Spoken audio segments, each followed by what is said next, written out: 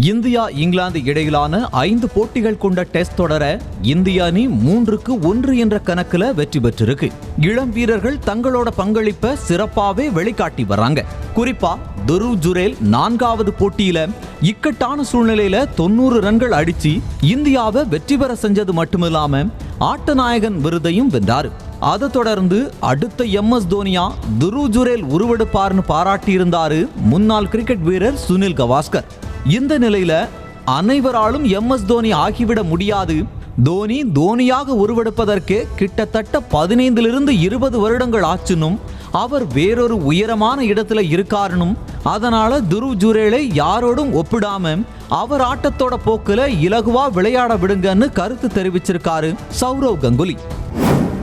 இந்திய அணிக்காக ஆடும் வீரர்களோட ஒப்பந்த பட்டியல்ல ஸ்ரேயஸ் ஐயர், இஷான் கிஷன் ஆகியோர் பெயர்கள் இடம்பெறாதது தொடர்பான கேள்விகளுக்கு பதில் சொன்ன BCCI முன்கூட்டியே எச்சரிச்சும் முறையான காரணங்கள் இல்லாம உள்ளூர் போட்டிகள் ஆடுறத புறக்கணிச்சதால இந்த நடவடிக்கை எடுக்கப்பட்டுச்சுன்னு தெரிவிச்சது பெரும் சர்ச்சையை ஏற்படுத்தி இருந்துச்சு.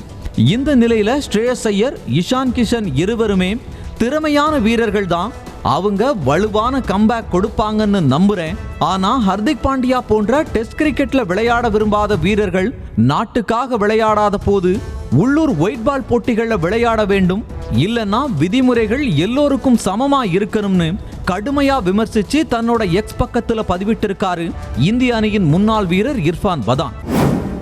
மார்ச் 22ஆம் தேதி தொடங்க இருக்கிற 17வது IPL தொடருக்கு அந்தந்த அணிகள் தயாராகிட்டு வர நிலையில லக்னோ சூப்பர் ஜெயின்ஸ் அணியோட உதவி பயிற்சியாளரா தென்னாப்பிரிக்காவோட முன்னாள் ஆல்ரவுண்டர் லான்ஸ் க்ளூசனரை நியமிச்சிருக்காங்க லக்னோ சூப்பர் ஜெயின்ஸ் நிர்வாகம்.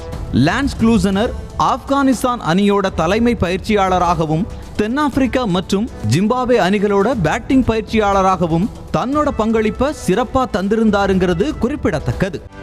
செய்திகளை உடனுக்குடனும் துல்லியமாகவும் தெரிந்து கொள்ள சப்ஸ்கிரைப் பண்ணுங்க.